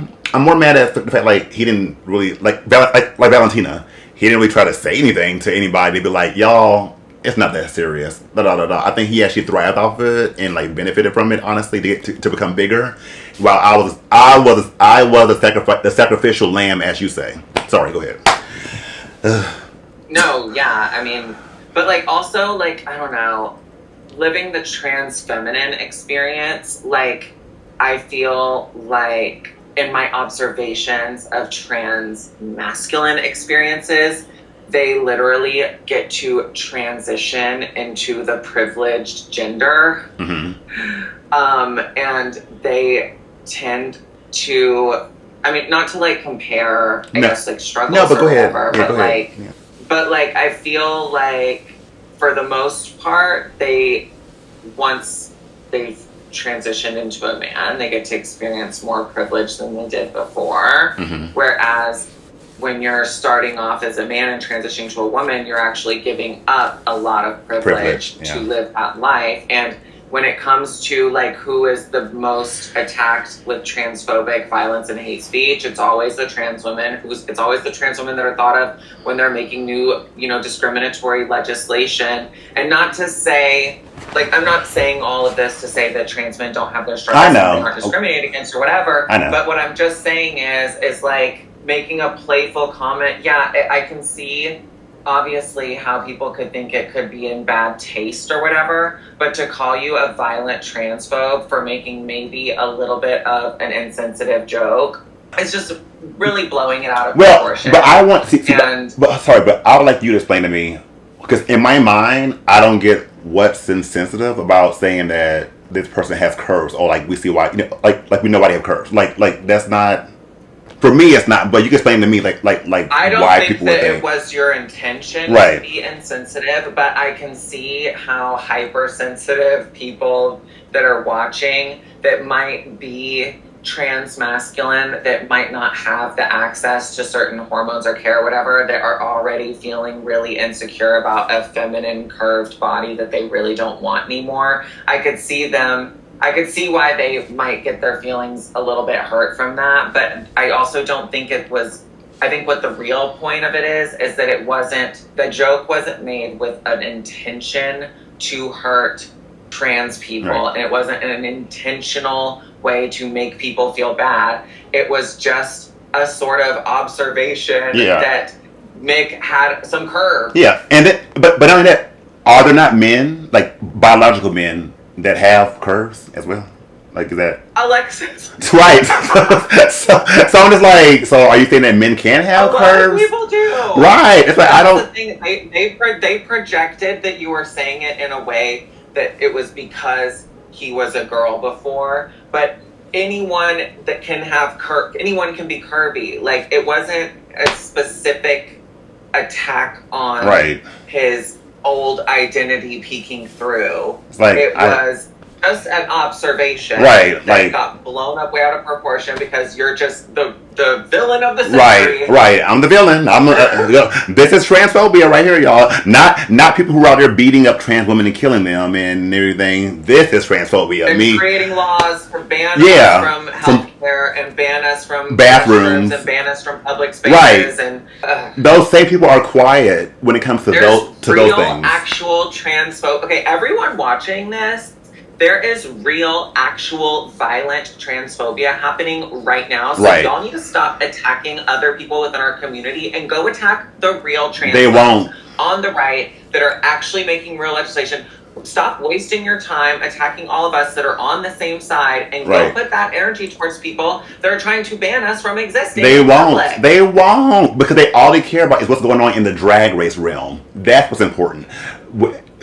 I'm like, if these people would go to the shade room and see comments that people really say about trans people, y'all would jump off a bridge. Cause it's like they are saying really hateful things. But okay, thank you for that. Thank you for clarifying. Cause y'all, it's late. Her dog is starving and has to walk. And I feel like we done gave y'all a lot. I feel like y'all have learned a lot about her tonight. Okay, I did want to ask little fun things real quick, and then. Gaming wise, she's a gamer, which I did not know. You're a PC gamer, PC, right? Yes. Do you own any consoles at all, or no?